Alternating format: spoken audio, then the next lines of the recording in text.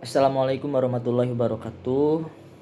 Perkenalkan, nama saya Muhammad Rifki dengan NIM 231010998 dari Fakultas Tarbiyah dan Keguruan, jurusan Pendidikan Agama Islam dari kelas C semester 4. Tujuan dibuatkannya video ini yaitu untuk memenuhi salah satu tugas mata kuliah Sosiologi Agama dengan dosen pengampu Bapak Dr. Ade Jenul Mutakin MAG. Sini saya akan sedikit menjelaskan tentang materi yang berhubungan dengan sosiologi agama, yaitu peran agama dalam kehidupan sosial. Agama memiliki posisi yang sangat penting dalam membentuk struktur, perilaku, dan dinamika masyarakat. Agama tidak hanya mengatur hubungan manusia dengan Tuhan atau bisa disebut dengan hablum minallah, beribadah, tetapi juga hubungan agama mengatur antara hubungan manusia dengan sesama manusia lagi, atau bisa disebut dengan hablum minannas. Nah, dalam konteks sosiologi, agama adalah kekuatan sosial yang aktif membentuk tatanan dan perubahan sosial. Apa saja? Yang pertama itu peran moral dan etika. Nah, ini agama menjadi sumber nilai moral dan pedoman etika dalam kehidupan masyarakat. Nilai-nilai seperti kejujuran, kasih sayang, kesetiaan, keadilan ditanamkan melalui ajaran agama. Nah, agama mengajarkan peran moral dan etika, kejujuran, kasih sayang, keadilan. Nah, itu harus ditanamkan pada diri kita. Contoh di sini yaitu larangan mencuri, ya karena kan merugikan terhadap orang lain. Terus berdusta, suka berkata bohong atau menyakiti orang lain. Nah, apabila kita tidak bisa menjaga lisan kita sampai menyakiti terhadap orang lain, maka hendaklah jaga perkataan kita, karena aksaru atau yabni adama milisanihi, kesalahan manusia itu yang paling banyak adalah karena lisannya. Maka dari itu hendaklah kita menjaga lisan kita supaya tidak melakukan perkataan yang memicu menyakiti hati orang lain. Itu yang pertama. Dan yang kedua yaitu peran integratif, mempersatukan masyarakat. Nah, agama pun mampu mempersatukan masyarakat melalui identitas kolektif dan ritual bersama, menciptakan rasa kebersamaan, solidaritas, dan loyalitas sosial. Contoh di sini yaitu seperti sholat berjamaah, terus misa, atau kegiatan keagamaan massal yang mempererat ikatan sosial. Yang ketiga yaitu peran kontrol sosial. Agama bertindak sebagai pengawas perilaku manusia, membatasi tindakan yang menyimpang melalui konsep dosa, pahala, surga, neraka, atau karma.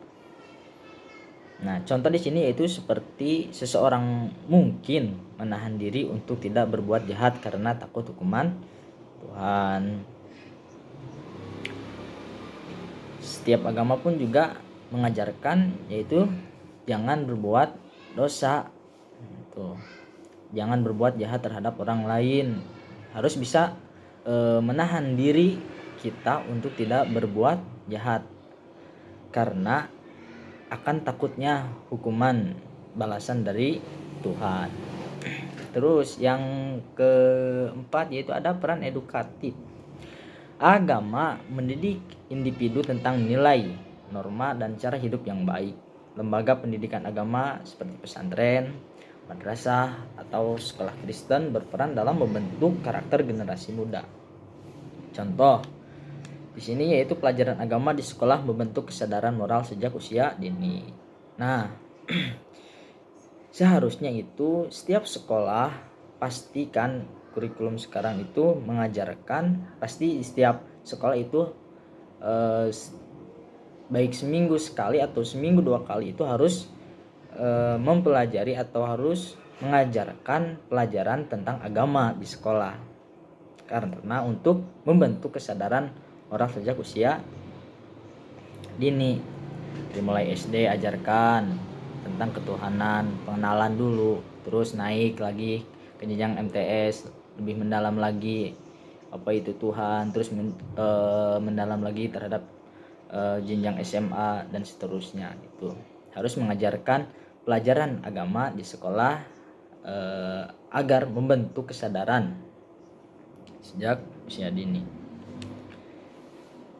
Terus ada yang kelima, yaitu peran psikologis. Agama memberikan ketenangan, harapan, dan penghiburan di saat krisis, kesedihan, atau ketidakpastian hidup. Contohnya seperti orang yang mengalami musibah, naudzubillahi min dzalik gitu. Pasti hidup itu kan ada di atas dan kadang di bawah. Di sini yaitu seperti orang yang mengalami musibah mendapat kekuatan batin melalui doa dan dukungan komunitas keagamaan. Nah, apabila ada saudara kita yang terkena dalam musibah, baik itu bencana alam atau musibah apa saja, hendaknya kita membantu saling menolong atau memberikan doa kepada orang yang terkena musibah. Dan yang terakhir yaitu peran yang keenam, peran sosial dan kemanusiaan. Agama mendorong solidaritas sosial dan kegiatan kemanusiaan seperti membantu fakir miskin, kegiatan agama ataupun bakti sosial. Contoh zakat di dalam agama Islam, kolekte dalam agama Kristen, dan apunia dalam Hindu. Ini itu semuanya berfungsi terhadap sosial. Nah, itulah sedikit penjelasan dari materi sosiologi agama, yaitu peran agama dalam kehidupan sosial.